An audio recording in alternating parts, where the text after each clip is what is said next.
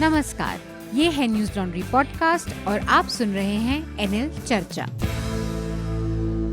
नमस्कार, मैं हूं अतुल चौरसिया। आपका खर्चा आपकी चर्चा हफ्ता दर हफ्ता हम एक बार फिर से लेकर आए हैं न्यूज लॉन्ड्री का हिंदी पॉडकास्ट एनएल चर्चा। हमारे साथ चर्चा में इस हफ्ते खास मेहमान है प्रकाश किरे प्रभात खबर अखबार के दिल्ली ब्यूरो के इंचार्ज हैं। बहुत बहुत स्वागत है आपका प्रकाश जी चर्चा में शामिल होने के लिए। शुक्रिया। और साथ में हमारे अपने न्यूज लॉन्ड्री के एसोसिएट एडिटर मेघनाद हैं। मेघनाद इस समय छुट्टियां मनाने के लिए कोलकाता गए हुए हैं, लेकिन चर्चा में शामिल हैं क्योंकि ऑनलाइन का जमाना है। मेघनाद, स्वागत आपका। नमस्ते सर कहाँ छुट्टियां? मुझे छुट्टियां नहीं दिए। मैं कोलकाता आ गया, पर यहाँ से भी काम करवा रहे हो मेरे से। और साथ में हमारे साथ भोपाल से जुड़े हैं शार्दुल कात्यायन, हमारे सह संपादक। शार्दुल, आपका भी स्वागत है चर्चा में। नमस्ते। हो मित्रों।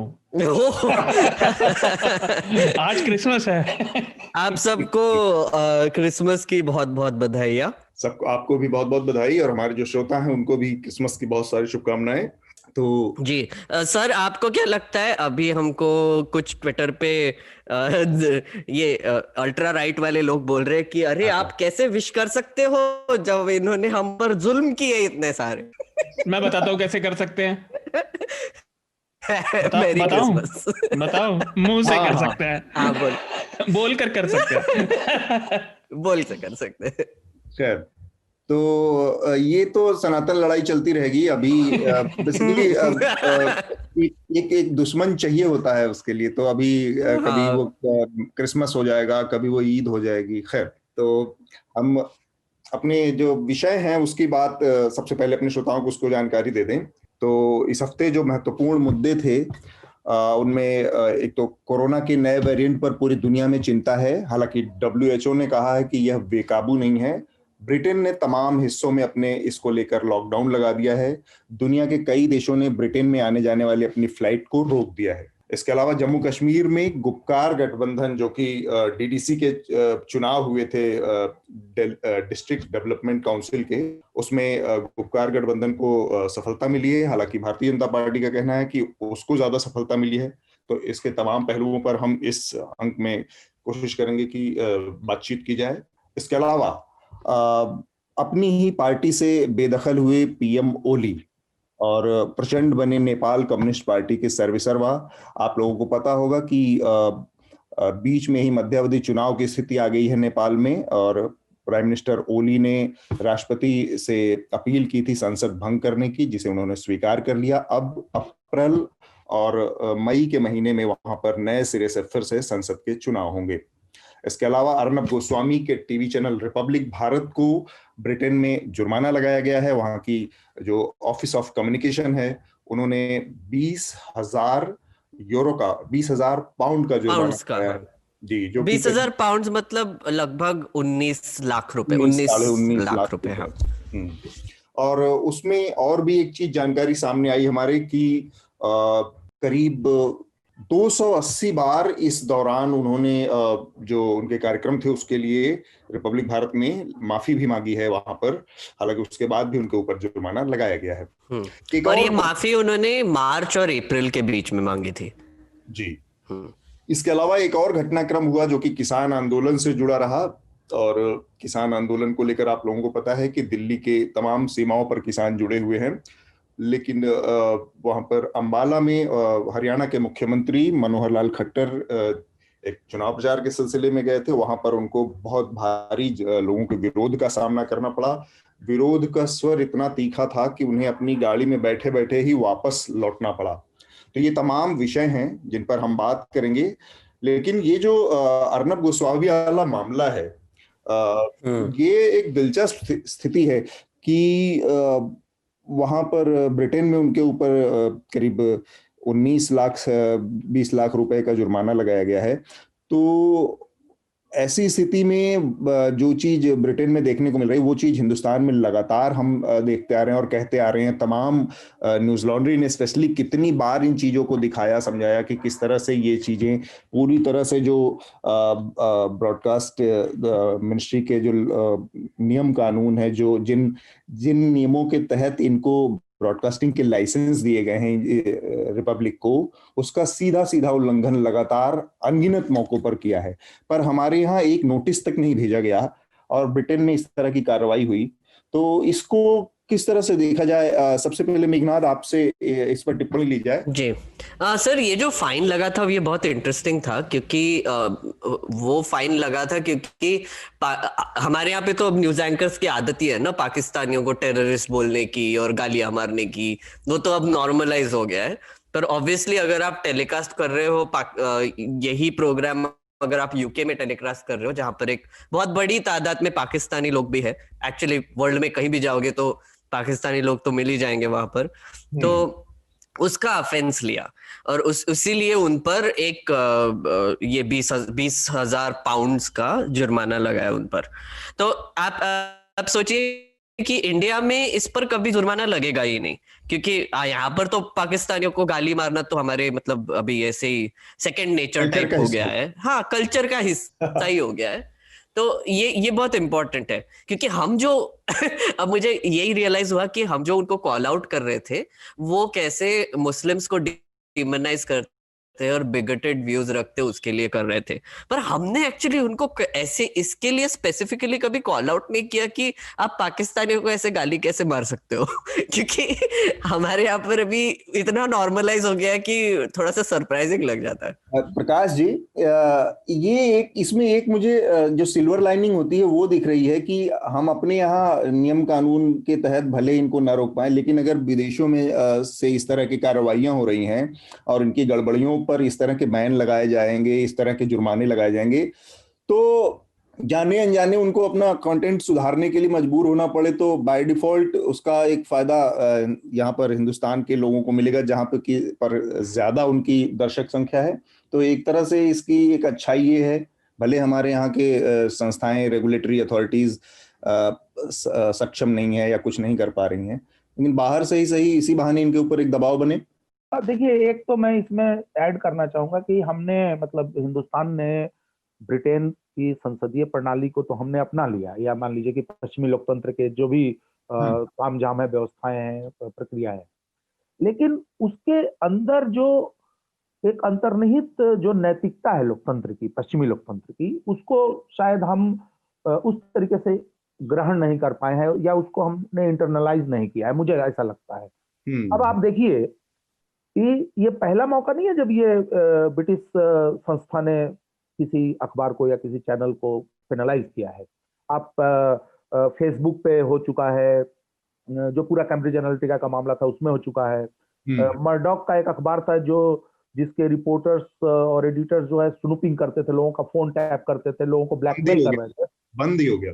बंद ही क्या हो गया? बोला कि भाई मतलब कचहरी से लेके, पार्लियामेंट से लेके और जो रेगुलेटरी बॉडीज हैं और वहां के लोग, पार्टियां, मतलब ये तमाम संस्थाएं जिस तरीके से एक्टिव होती हैं इन मुद्दों पे, जैसे मेघनाथ ने कहा कि जो वहां के पाकिस्तानी सिटीजन्स हैं या पाकिस्तानी ओरिजिन के जो लोग हैं, उन्होंने ये आवाज उठाई तो उनकी आवाज सुनी गई ना। ये तो नहीं कह दिया गया कि भाई तुम अल्पसंख्यक हो या प्रवासी हो तो तुम क्यों हल्ला कर रहे हो, और वो भी तो चैनल यार बाहर का है, मत देखो। जैसे हमारे यहाँ लोग कह देते हैं कि आप मत देखिए, आप पसंद नहीं आ रहा है तो यू हैव रिमोट कंट्रोल, बदल दीजिए भाई। तो एक तो मुझे सिल्वर लाइनिंग तो मुझे, मैं नहीं कहूंगा, क्योंकि हम लोग सिर्फ नॉर्मलाइज नहीं हो गए हैं इस चीज को। हमारे यहाँ जो मेन स्ट्रीम मीडिया का बहुत बड़ा हिस्सा, बहुत बड़ा क्या मैं कहूंगा कि मोस्ट ऑफ देम, वो एक ही तरीके के ढर्रे पर है। कोई ज्यादा चिक्स देता होगा तो शायद उसके ऊपर अटेंशन हमारा ज्यादा जाता होगा, लेकिन ये हमारा मीडिया कल्चर बन चुका है और उस मीडिया कल्चर को कहीं ना कहीं क्या स्पष्ट रूप से एक सरकारी संरक्षण प्राप्त है। उनके लिए हमारी कचहरियों में प्रिविलेज पोजीशन है, उनके पिटीशन पे सुप्रीम कोर्ट अभी बैठ जाएगी, 9 बजे अप्लाई करिए, 11 बजे जज जाकर बैठ जाएंगे। हाँ, ये तो कितने बड़े मामलों में हुआ, मतलब कोई एक दो मामले नहीं है, कितने मामले हैं। और आपको थाने में जाने में दिक्कत है, उनको सुप्रीम कोर्ट का उनके लिए दरवाजा खुला है। तीसरी चीज कि उनके पीछे बहुत बड़ी कॉर्पोरेट बैकिंग है। तीसरी चीज कि उनके पाठक भी हैं, उनके पक्ष में लोगों का भी समर्थन है। हमें यह देखना पड़ेगा कि संकट बहुत गहरा है। इसमें जो बात निकल के आती है वो ज्यादा महत्वपूर्ण है कि हमें ये डिमांड करनी चाहिए कि एक ऐसी संस्था हो हमारे यहाँ जो रेगुलेटरी नहीं हो, लेकिन जो एग्जिस्टिंग कानून है, जैसे भाई फ्रीडम का भी तो एक सवाल आ जाता है ना कि हम सब चीज सरकार को दे दें, सब कुछ कचहरी को दे दें, सब कुछ किसी कमेटी को दे दें, तो ये भी ठीक नहीं है जर्नलिज्म के लिए। लेकिन कम से कम एक ऐसी बॉडी हो, जैसे मान लीजिए हमारे यहाँ प्रेस काउंसिल है, तो प्रेस काउंसिल अगर मान लीजिए कि कोई गड़बड़ी देखता है या उसके सामने शिकायत आती है, तो उसके पावर्स इतने होने चाहिए, कार्रवाई करने की स्थिति हो कम से कम। वो कहे कि भाई इस पर FIR करो, वो कोर्ट से वो दरखास्त करे कि सर ये मामला गंभीर है, प्लीज इसको कुछ करो, देखो। तो मुझे लगता है कि एक मैकेनिज्म जरूरी है, और ये बहुत थोड़ा सा मतलब डेलिकेट मैटर है कि एक हम लोग सिनेमा वाले भी कहते हैं, अखबार में पत्रिका चैनल वाले भी कहते हैं कि सिर्फ सेल्फ रेगुलेटरी हमारा है, मतलब हम खुद ही डिसिप्लिन है, हमारे पास भाई एडिटोरियल ओवरसाइट है, ये है वो है।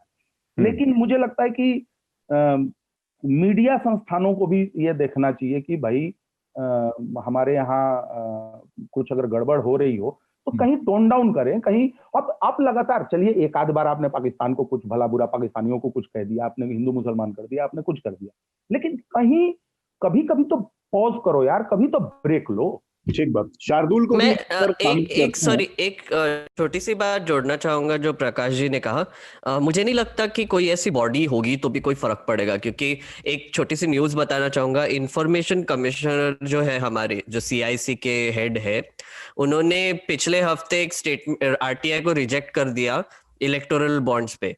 इलेक्टोरल बॉन्ड्स तो वो RTI ने ये मांगा था कि आप डोनर्स के नाम रिवील कीजिए, तो उन्होंने कहा कि ये पब्लिक इंटरेस्ट में ही नहीं है कि डोनेशंस कौन दे रहा है पॉलिटिकल पार्टीज को।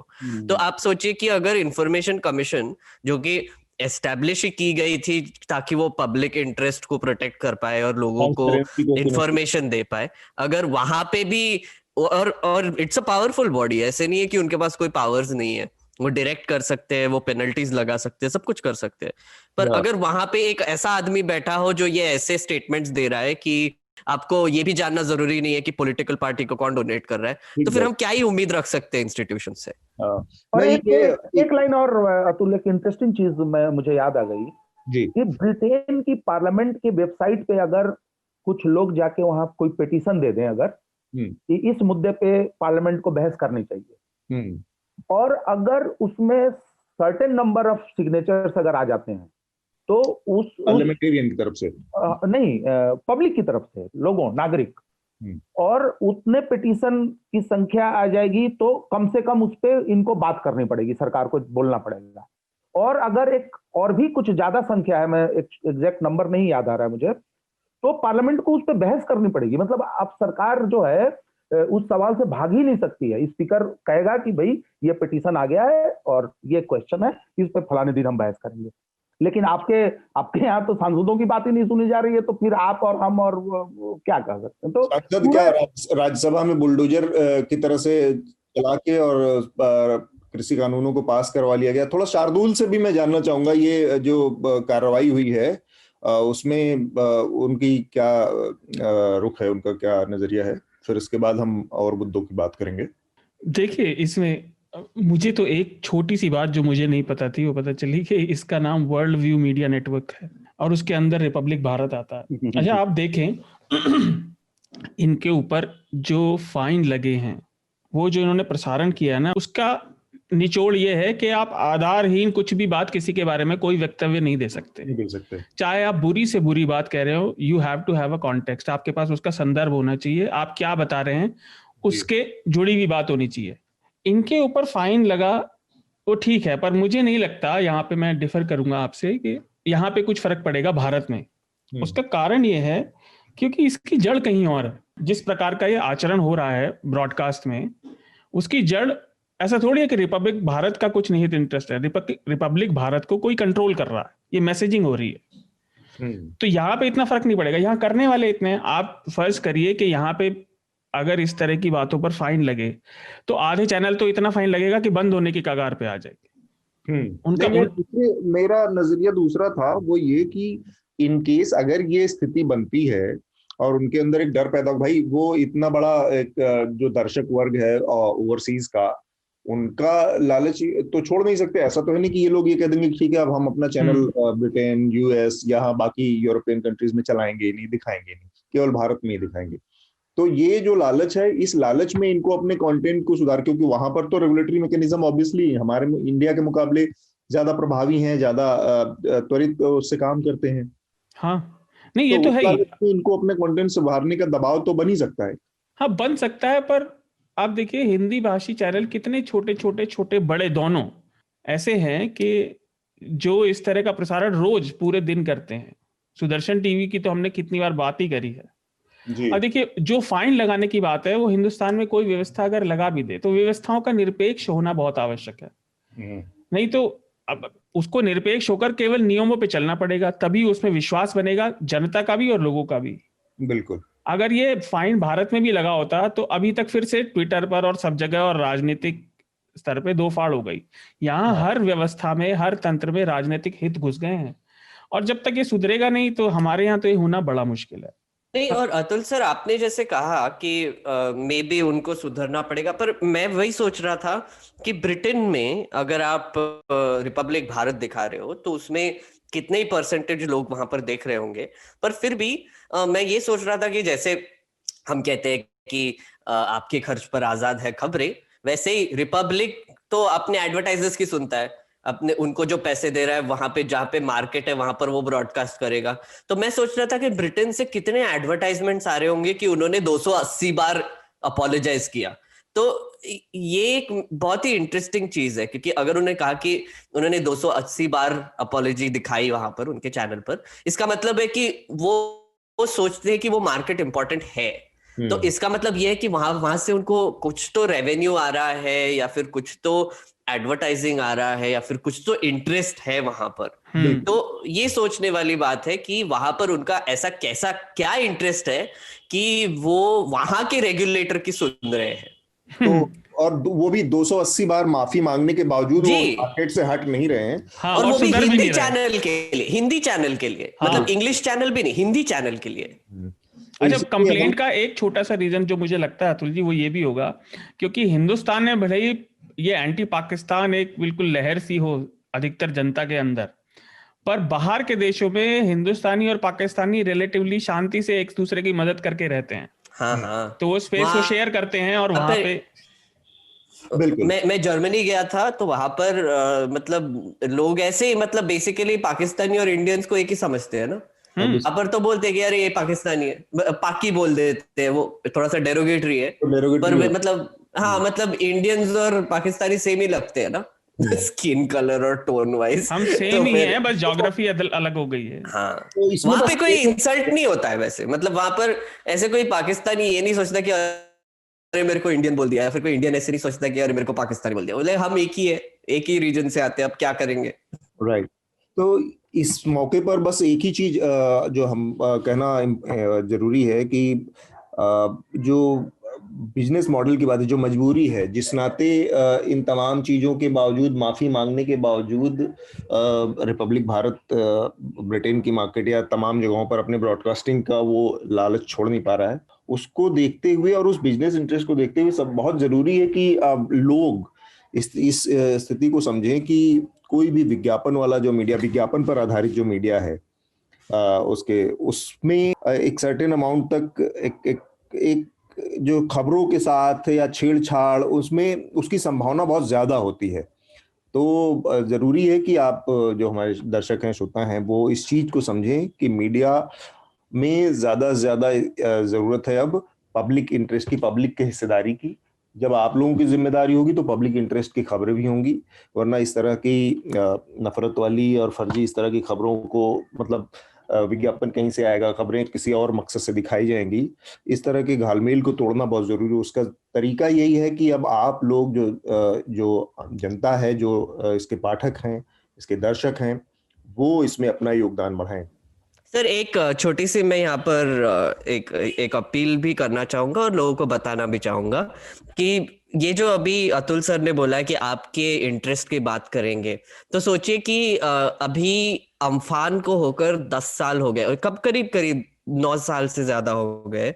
बहुत सारा डिस्ट्रक्शन हुआ था असम, वेस्ट बंगाल एरियाज में, और उसके बाद हर साल वहां पर ब्रह्मपुत्रा जो रिवर है उसका फ्लो चेंज हो रहा है, बड़ा होता जा रहा है। आप सोचिए एक फार्मर सो जाते हैं और फिर उनको उनके दिमाग में हमेशा ये रहता है कि कल सुबह उठेंगे तो उनका पूरा फार्मलैंड ही गायब हो जाएगा इरोजन की वजह से।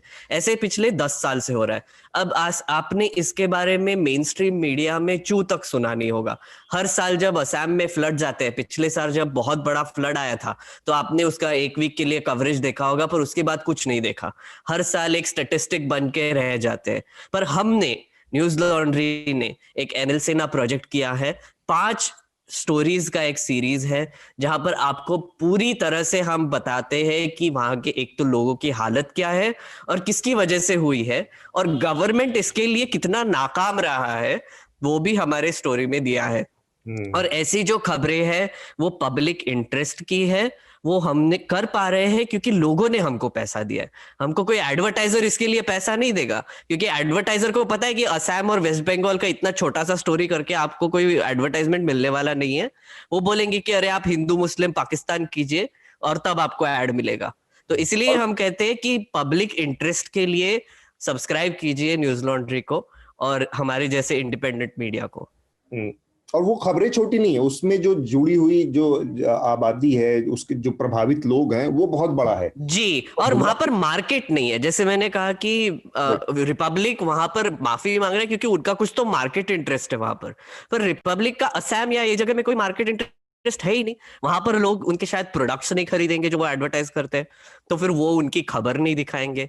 पर हमारे यहाँ पे हम वही सोचते हैं ना कि जितनी भी छोटी आबादी हो, जितना भी ये हो, पर उनकी भी तो बात कोई सुनना चाहिए। तो मेरे ख्याल से इस विषय पर हमने काफी समय दिया। अगला विषय है हमारा, उस पर हम बढ़ते हैं, जो कि नेपाल से जुड़ा मामला है। नेपाल में एक बार फिर से राजनीतिक उठापटक की स्थिति बन गई है और वहां पर प्रधानमंत्री जो केपी शर्मा ओली थे, उन्होंने संसद को भंग करने का प्रस्ताव दिया था। राष्ट्रपति ने उसे मंजूर कर लिया है और अब वहां पे नए सिरे से फिर चुनाव होंगे।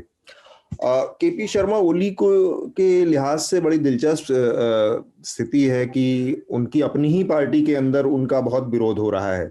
उनके इस फैसले का भी बहुत विरोध हो रहा है कि उन्होंने जिस तरह से संसद को भंग करने का प्रस्ताव दिया था, अब उसको लेकर विरोध हो रहा है।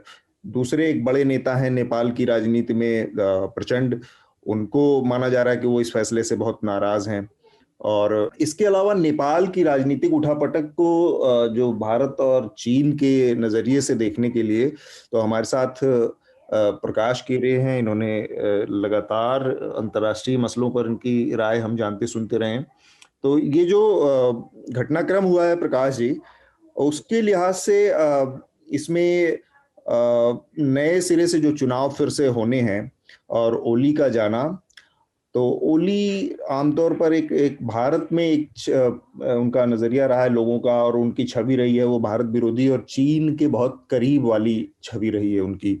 उन्होंने तमाम जो फैसले भी किए, मैप बदलने से लेकर और तमाम चीजें, वो एक तरह से एंटी इंडिया स्टांस उनका बहुत मजबूत रहा है। और इन सब फैसलों के बाद अचानक से इस सरकार का गिर जाना, तो आप इसमें जो वो कहते हैं ना कि जो अलिखित जो कहानी है, जो संदेश है इस घटनाक्रम के, वो क्या है, आप कुछ पढ़ पा रहे हैं?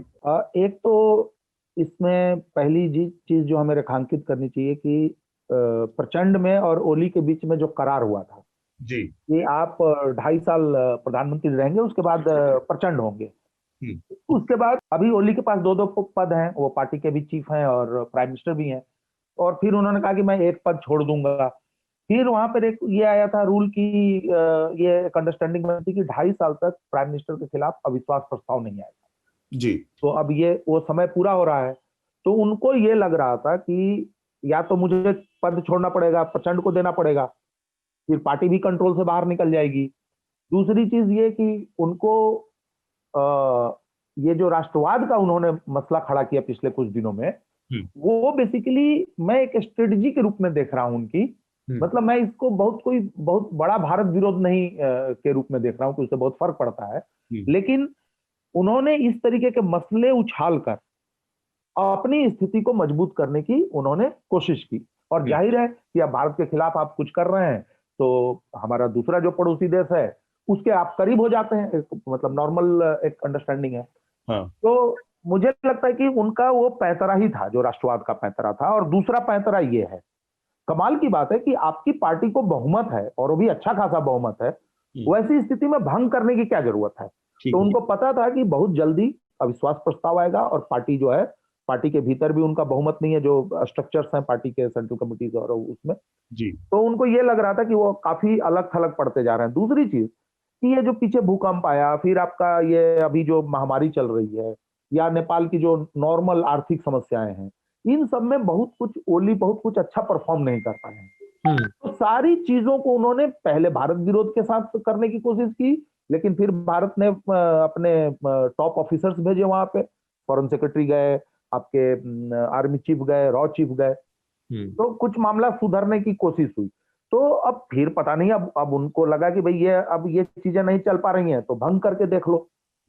और अभी हम लोगों को ये देखना होगा कि सुप्रीम कोर्ट का क्या रुख है, क्योंकि सुप्रीम कोर्ट में कई पिटीशंस हैं, और कम से कम मैं ये देख रहा हूं कि सुप्रीम कोर्ट कोई कड़ा फैसला भी ले सकता है। कड़ा फैसला कहने का मतलब कि जो राष्ट्रपति ने प्राइम मिनिस्टर के रिक्वेस्ट को माना है, इसको शायद खारिज भी किया जा सकता है, ये इसकी ज्यादा संभावना है, क्योंकि कोर्ट भी देखेगा ना कि पॉलिटिकल माहौल क्या है, क्या फिर से हम नेपाल को अस्थिरता में झोंक दें, या एक चीज है बस प्रकाश जी, आपसे एक छोटा सा सवाल है मेरे दिमाग में, और उसके बाद फिर बाकी मेघनाद और शार्दुल की भी प्रतिक्रियाएं इस पे ली जाएंगी। वो ये है कि आपने कहा कि उनका एक एंटी इंडिया वो था, जो वो एक पैंतरा था, और उसके जरिए उन्होंने अपनी लोकप्रियता या अपनी नाकामियों को जो कि छिपाने के लिए एक नेपाली नेशनलिज्म के प्लैंक पे और एंटी इंडिया स्टैंस लिया था। पर चूंकि हमको इसको दूसरे कॉन्टेक्स्ट में भी देखना चाहिए, और वो ये कि साउथ एशिया के दो बड़े जो पावर सेंटर हैं, भारत और चीन, उनके बीच में स्ट्रेटेजिकली नेपाल लोकेटेड है, उसकी स्थिति है, और जो पार्टी है वो वहां की कम्युनिस्ट पार्टी है, जिसका कि चीनी कम्युनिस्ट पार्टी से एक ठीक ठाक सा रिश्ता है। तो किसी भी तरह के एंटी इंडिया जो स्टैंस है, उसको केवल पैंतरा या अपनी नाकामियों को छुपाने की का एक वो बताया जाए, या फिर वास्तव में उसके पीछे चीनी रिश्ते और पार्टियों के जो रिश्ते हैं उसकी भी भूमिका देखी जानी चाहिए।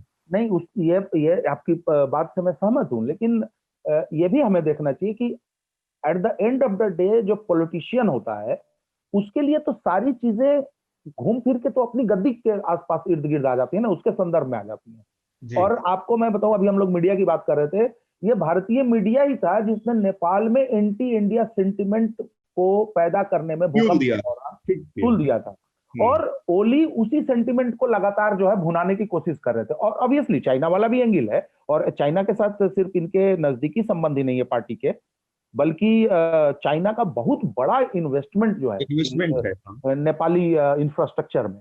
और देखिए, भारत ने भी भारत के साथ सबसे बड़ी दिक्कत क्या हुई कि भारत खुद अपने आर्थिक संकटों से जूझ रहा है, नहीं तो नेपाल को आप इंफ्रास्ट्रक्चर में लगातार मदद करते रहे, ये हमारी हिस्ट्री रही है। लेकिन पिछले दिनों क्या हुआ है कि हम नेपाल या और भी अड़ोस पड़ोस के देशों में हमने अपना इन्वेस्टमेंट जो है वो बहुत लिमिटेड कर दिया, या बहुत मामूली है। चीन से आप तुलना करेंगे तो बहुत ही थोड़ा सा है, तो वो एक फैक्टर है। लेकिन हमें ये भी सोचना चाहिए कि प्रचंड की भी तो निकटता है चाइनीज लीडरशिप से या चाइनीज कम्युनिस्ट पार्टी से, या जो ओली के मंत्री जो इस्तीफा दे रहे हैं वो भी है, तो वो ओली प्रो चाइना है और प्रचंड या और बाकी लोग प्रो चाइना नहीं है। इसलिए मैं चाइनीज एंगल को बहुत इफेक्टिवली नहीं देख पा रहा हूं इसमें जी। वो हो सकता है कि चाइना के नजदीक जाके वो चाह रहे हो कि चाइना मेरी गद्दी बचाने में मदद कर देगा, लेकिन चाइना के साथ निकटता तो उनके विरोधियों की भी है जी। और चाइना ने एक लाइन और कि चाइना ने इतना बड़ा इन्वेस्टमेंट वहां कर दिया है, चाइना और नेपाल के आर्थिक हित इस कदर एक दूसरे से जुड़ चुके हैं कि अगर वहां नेपाली कांग्रेस की भी सरकार अगर आ जाए, या कोई भारत समर्थक भी अगर वहां पर प्रधानमंत्री बन जाए, तो वो चाइना से डिसएंगेज नहीं कर सकता है। हाँ, ठीक बात है। तो यही मेरे जो सवाल का बिंदु था वो यही था कि जिस तरह का इन्वेस्टमेंट है, जिस तरह का इन्फ्लुएंस चाइना का है आज के तारीख में नेपाल के पॉलिटिकल क्लास के ऊपर, और खुद पार्टी उस आइडियोलॉजी के साथ अलाइंड है, वहां पर जो सत्ताधारी पार्टी है नेपाली कम्युनिस्ट पार्टी, तो उस लिहाज से किसी भी तरह के चीज को देखने के लिए मतलब हम बिना चाइनीज कॉन्टेक्स्ट के नहीं देख सकते। उसमें एक सर्टेन अमाउंट जो होता है, एक एक तय भूमिका होती है चाइनीज इन्फ्लुएंस की। तो उसके बरक्स अगर हम बात करें तो आज की तारीख में क्या आप देखते, क्योंकि ये जितनी भी अलग अलग धड़े थे कम्युनिस्ट पार्टियों के, उनका एक सामूहिक विलय हो चुका था। तो अब जो स्थिति बनी है उसमें पार्टी के अंदर सबसे पहली लड़ाई तो ये होगी कि किसके नेतृत्व में चुनाव लड़ा जाए, क्योंकि पार्टी पर आप जैसे बता रहे थे कि एक दोनों पर ओली की आधिपत्य था पहले, सरकार और पार्टी पर। अब क्या स्थिति होने वाली है? प्रचंड इसमें कुछ भूमिका निभाने वाले हैं? देखिए, पार्टी की सेंट्रल कमेटी में अभी प्रचंड का बहुमत है, वो उनके प्रस्ताव से भी लग गया, जो प्रस्ताव उन्होंने पारित किया है जी। लेकिन ओली ने पीछे क्या किया था कि उसको, उसकी संख्या जो 450-500 के आसपास है, उसको बढ़ा के उन्होंने 1100 करने की कोशिश की थी मेंबरशिप, और ताकि अपने लोगों को वो उसमें भर सकें। लेकिन उसमें प्रॉब्लम यह है कि इसके लिए आपको इलेक्शन कमीशन ओके करेगा वहां का, तो वो अभी रुका हुआ फैसला है वो भी। तो मुझे साफ दिख रहा है कि पार्टी जाएगी प्रचंड के पास, मतलब प्रचंड के नेतृत्व में चुनाव लड़ेगी, और ओली को नई पार्टी बनानी पड़ेगी। तो हो सकता है कि हम नेपाल में दो कम्युनिस्ट पार्टियों को आमने सामने देखें अगर चुनाव होता है तो। पिछले चुनाव से पहले जो स्थिति थी, मतलब। हाँ, ठीक बात। शार्दुल, देखिए, आपने और प्रकाश जी ने जो बातें कही उसमें थोड़ी मतलब ये बात पता नहीं चलती कि असल में ये ड्रामा ओली इतनी तेजी से क्यों कर रहे हैं, ये सारा जो वो गतिविधि कर रहे हैं जी। उसका रीजन है कि एक तो ये बड़ी अजीब सी पृष्ठभूमि है, इसकी पृष्ठभूमि एक कम्युनिज्म से भी जुड़ी हुई है कि जहां भी कम्युनिस्ट पार्टी सत्ता में आती है वो सिंगल पार्टी रूल लाने की बड़ी कोशिशों में जुट जाती है। ये एक बड़ी डाइकोटमी है, जहां भी विश्व में ऐसा हुआ ऐसा होता है। अच्छा, इस पार्टी के जो ये गठबंधन बना था 2017 में, उसके सेंट्रल जो बॉडी है नेपाल कम्युनिस्ट पार्टी की, उसमें 9 लोग हैं, उनमें से 2 तो हो गए ये प्रचंड जी और ओली जी, और इन दोनों की पृष्ठभूमि बिल्कुल अलग अलग है, ये हमें ध्यान रखना चाहिए। जो प्रचंड आते हैं उनका नाम पुष्प कुमार दहल है, वैसे तो प्रचंड उनका उपनाम है। तो प्रचंड जी नक्सली बैकग्राउंड से आते हैं, वो गुरिल्ला फाइटर थे राजशाही के खिलाफ, और फिर बाद में 95 में से वो आए इसमें। जब 2006 में गिरिजा प्रसाद कोइराला को प्रधानमंत्री बनाया गया था ना, तब से उन्होंने उनसे बातचीत की और उन्हें वो मेन स्ट्रीम किया उन्होंने। ओली उसके धुर विरोधी थे अगर आप उनका बैकग्राउंड देखें, लेकिन अब सत्ता के लिए दोनों साथ आ गए थे। एक बात और कि पिछले 25 साल में ये राजनीतिक अस्थिरता नेपाल में हमेशा से बनी रही है। एक भी प्रधानमंत्री ने वहां अपना कार्यकाल आज तक पूरा नहीं किया, और जब ये संविधान दूसरा आया तो इसमें एक वो बनाई गई काउंसिल, कॉन्स्टिट्यूशनल मोनार्की जब खत्म हुई थी तो इनकी जो काउंसिल में थे उसमें 5 लोगों का बड़ा जरूरी था, जिसके थे मुख्य न्यायाधीश, इनकी जैसे हमारे यहाँ लोकसभा होती है उसके उपाध्यक्ष, और राष्ट्रपति और प्रधानमंत्री और कम्युनिस्ट पार्टी के अध्यक्ष। तो इसको ये मॉडिफाई करना चाह रहे हैं जिससे ये, जैसा कि प्रकाश जी ने कहा, पार्टी के अंदर ओली जी अपनी सत्ता को पकड़े रह सके, क्योंकि पार्टी के सेंट्रल बॉडी में 9 में से 2 हो गए प्रचंड और ओली, बाकी के 4 जो है वो प्रचंड के साथ हैं और 3 ओली जी के साथ हैं। तो इन्होंने उस कमीशन को अमेंड किया राष्ट्रपति के साथ कि केवल 3 लोगों की मौजूदगी में हो जाएगा। पहले था 5 का होना बहुत जरूरी है, जिससे कि सत्ता पे बने रह सके, और इसीलिए सारी गड़बड़ शुरू हुई है। आपने जो बात की भारत विरोधी, मैं नहीं मानता, मुझे लगता है ओली चीन समर्थक ज्यादा हैं बजाय भारत विरोधी कहे जाने के। चीन से समर्थन के रीजन इन्वेस्टमेंट भी है और उनका कुछ पर्सनल झुकाव भी है। प्रचंड भी चीन से अपने आप को पृथक नहीं कर पाएंगे अगर वो सत्ता में आए। लेकिन जो प्रकाश कह रहे हैं, क्योंकि उसमें इतना ज्यादा स्टेक पे है इंफ्रास्ट्रक्चर से लेके बाकी चीजों में, उसको आप नीतिगत तौर पे अलग तो नहीं कर सकते, लेकिन टेम्परामेंटली ओली चीन प्रो ज्यादा है, और अब चीन की राजदूत उनकी मदद भी कर रही है सत्ता को बने रहने में। आपको याद होगा ये वाला जो लेकर आए थे अध्यादेश, जो इन्होंने 15 दिसंबर को किया, ये 7-8 महीने भी पहले लेकर आए थे, लेकिन इन्हें फिर दबाव में इसको वापस लेना पड़ा था। लेकिन इस बार, और तब चीन की राजदूत ने भी सबके यहाँ चक्कर लगाए थे, सबको अपने यहाँ बुलाया था। अभी भी वो कोशिश कर रही है कि ओली प्रधानमंत्री बने रहे। इस लिहाज से मेघनाद, हम फिर से देख रहे हैं कि चीनी राजदूत की जो गतिविधि है वो बहुत मतलब एक एक एक्स्ट्रॉर्डनरी गतिविधि है एक देश के अंदरूनी मामलों में। तो बहुत इससे भी एक्टिव है ना, जिस तरह से एक्टिव होके वो जी। सारे गुटों के बीच सहमति बनाने का और वो भूमिका अदा कर रही हैं। हालांकि मैं ये नहीं कह रहा हूँ कि इसमें भारत की भूमिका कोई बहुत अच्छी रही। इससे पहले शुरुआत में जब तक भारत का असर रहा, भारत प्रभावी रहा नेपाल की राजनीति में, या अभी भी वो खत्म नहीं हुआ है, तब तक भारत के भी राजदूत वहां पर जो दूतावास है वो भी इसी तरह से एक्ट करता था। बहुत सारे लोगों का कहना था कि वो जैसे जो कॉलोनियल इंडिया में वायसराय जिस तरह से एक्ट करते थे भारत में ब्रिटेन के क्राउन के बिहाफ पर, उसी तरह से नेपाल में भारत का राजदूत दूतावास एक टाइम पे करता था, जो कि अच्छी स्थिति नहीं थी किसी सॉवरिन कंट्री के लिहाज से। अब वो स्थिति हम देख रहे हैं कि चाइना की राजदूत प्ले कर रही हैं। तो ये सारी स्थितियां मिलके ऐसा बता दिया कि नेपाल दो जो ताकतवर देशों के बीच में फुटबॉल सा बन गया है। और सर यहाँ पर ना थोड़ा सा कॉन्टेक्स्ट देना जरूरी है, बिकॉज ये जो मामला है ये थोड़ा सा हमको जूम आउट करके देखना पड़ेगा। श्रोताओं को बताना चाहूंगा जिनको पता नहीं है कि नेपाल में कॉन्स्टिट्यूशन जो लागू हुआ वो 2015 में हुआ, और 2015 के पहले वहां पर मोनार्की थी, पर वहां पर 2008 से लेके 15 तक वही नेगोशिएशंस चलते रहे कि कॉन्स्टिट्यूशन कैसे बनेगा, और 2 कॉन्स्टिट्यूएंट असेंबली उनके डिसॉल्व भी हो गए थे। और जब उनका कॉन्स्टिट्यूशन बना वो इसकी वजह से नहीं बना कि वो लोगों को डेमोक्रेसी चाहिए था, बट एक्चुअली वो अर्थक्वेक जो आया था, अर्थक्वेक के बाद वहां पर मोनार्की अनस्टेबल हो गई थी, और लोगों ने फिर बेसिकली ऑब्वियसली ये डिसाइड किया कि अभी टाइम आ गया है, अब डेमोक्रेसी एस्टैब्लिश करना है, तो कॉन्स्टिट्यूशन बना दिया। और ये जब कॉन्स्टिट्यूशन बना था तो सबसे प्रोग्रेसिव कॉन्स्टिट्यूशन बोला गया था इसको, कि काफी उसमें इंडिविजुअल राइट्स, पर्सनल लिबर्टी के राइट्स काफी उसमें इंक्लूड किए थे। अब हुआ क्या कि जैसे अतुल सर ने बोला कि ये बन गए फुटबॉल, नेपाल बीच में बन गए फुटबॉल। उसके बाद सितंबर में 2015 में एक बहुत बड़ा ब्लॉकेड हुआ था, आपको याद होगा। मधेसी ट्राइब्स ने ट्रेड रूट रोक दिया था नेपाल और इंडिया के बीच का। तो कुछ लोगों का ये कहना था कि ये चाइना ने इंजीनियर किया था कि उनका फ्यूल काटने के लिए, क्योंकि अर्थक्वेक के बाद हम काफी उनको सप्लाई कर रहे थे, मतलब मदद कर रहे थे, पर उसके बाद चाइना ने टेक ओवर करके वहां पर उनका सप्लाई शुरू कर दिया था।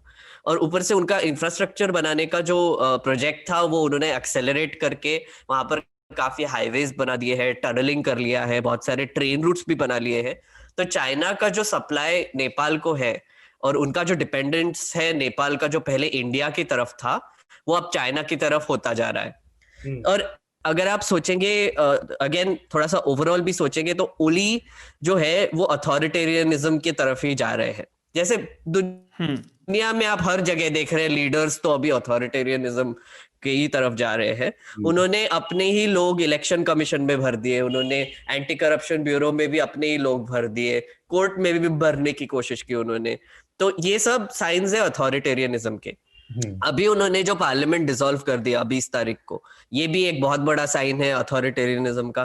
तो हमारे लिए अगर आप सोचेंगे, इंडिया के लिए monarchy was the best option जो नेपाल में था। मोनार्की और अगर आप अभी देखेंगे थोड़ा सा कन्वर्सेशन अगर आप फॉलो करेंगे कि नेपाल में क्या होना चाहिए, तो हमारी तरफ से कॉमन लोग भी बोल रहे हैं कि नेपाल में मोनार्की वापस लेकर आओ। क्योंकि डेमोक्रेसी मतलब कम्युनिस्ट पार्टी आएगा, मतलब चाइना आएगा। नहीं, अब being a Democrat, being a liberal Democrat, ये ठीक बात नहीं है कि मोनार्की का सपोर्ट भारत करे, विशेषकर वो भारत जो लोकतांत्रिक भारत है। वो इसलिए भी जी बिल्कुल, वो इसलिए भी ठीक नहीं होगा क्योंकि वहां पर प्रो इंडिया पार्टीज हैं, उनके रूट्स जुड़े हैं इंडियन रूट से। जो नेपाली कांग्रेस पार्टी है उसके इंडियन रूट्स बहुत डीप हैं। तो ऐसा नहीं है, मोनार्की तो किसी लिहाज से मोनार्की का सपोर्ट करना समझदारी नहीं है। डेमोक्रेटिक प्रोसेस किस तरह से मजबूत हो उसकी बात की जानी चाहिए, और निसंदेह ओली ने उस प्रोसेस को कमजोर करने की कोशिश की है काफी। बिल्कुल।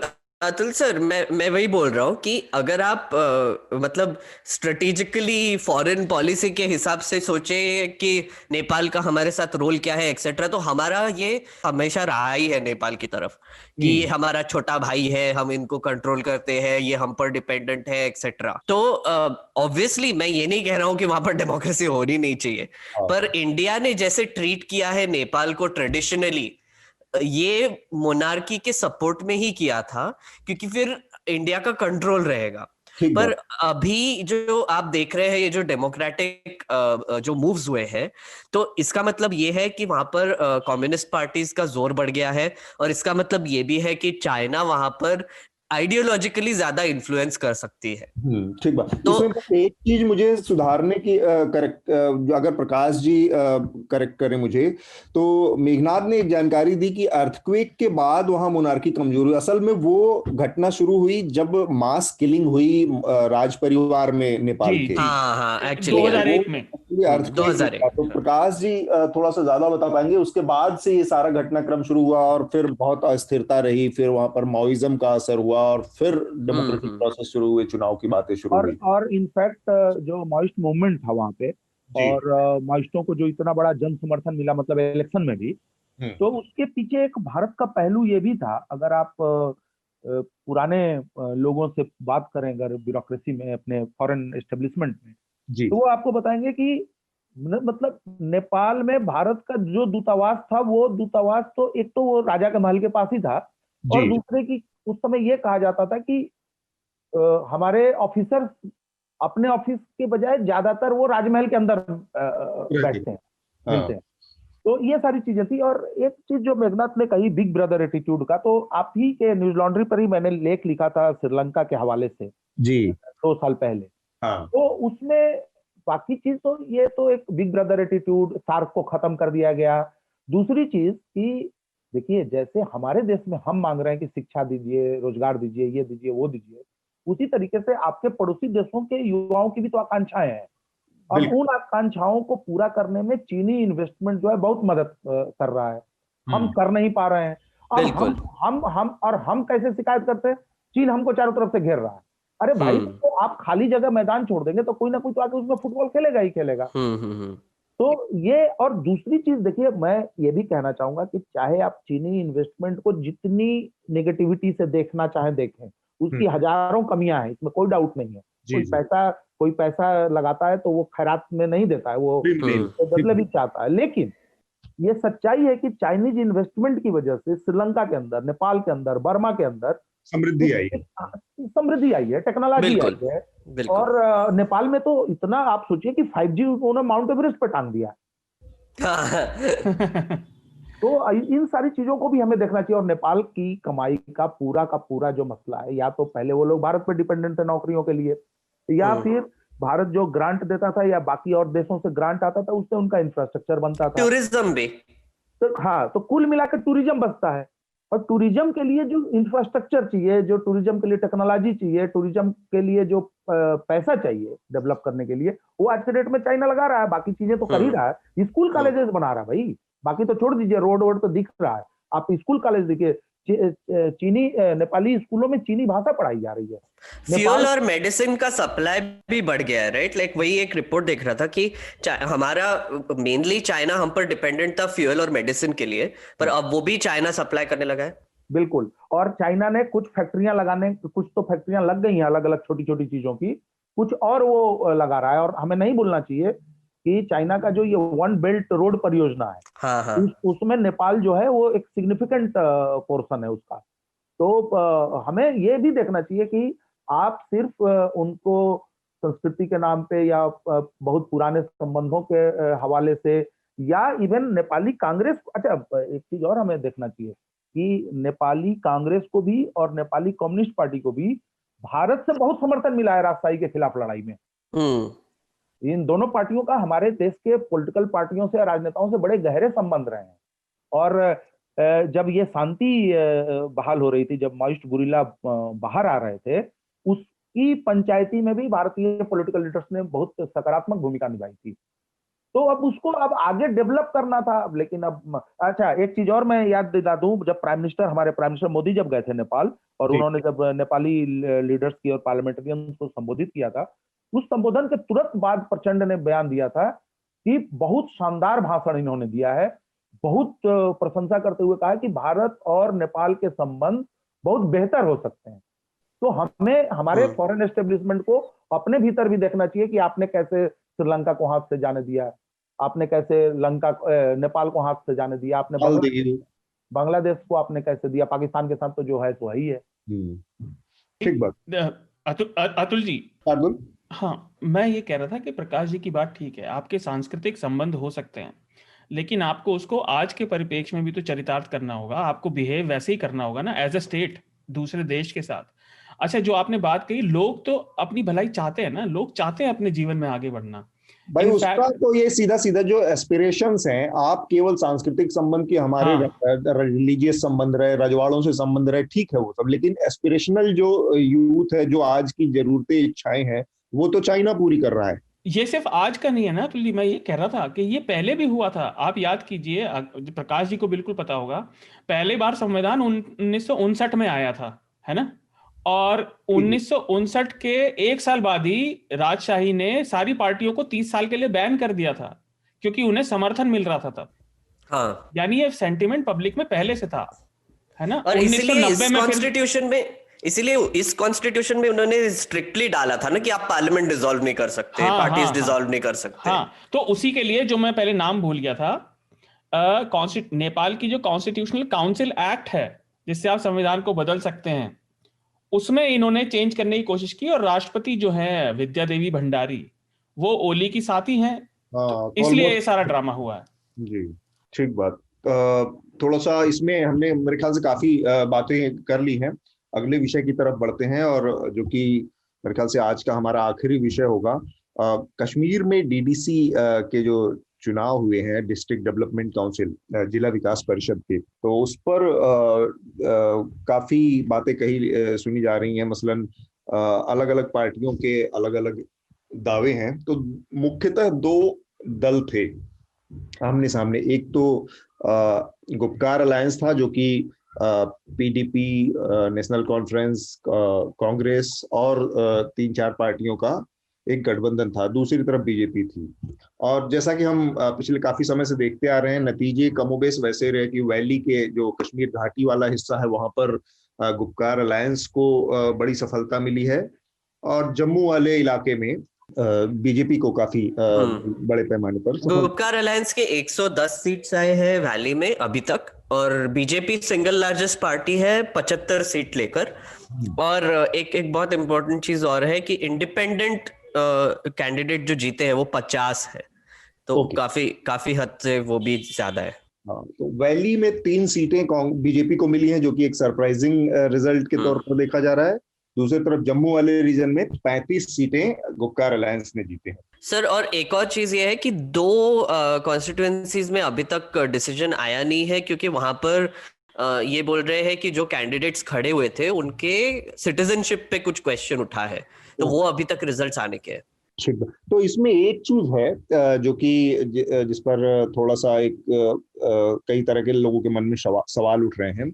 वो ये है कि पहली बार 5 अगस्त 2019 में धारा 370 की समाप्ति के बाद पहला कोई चुनाव हुआ है, और ये पहली बार डीडीसी के तहत चुनाव हो रहे हैं।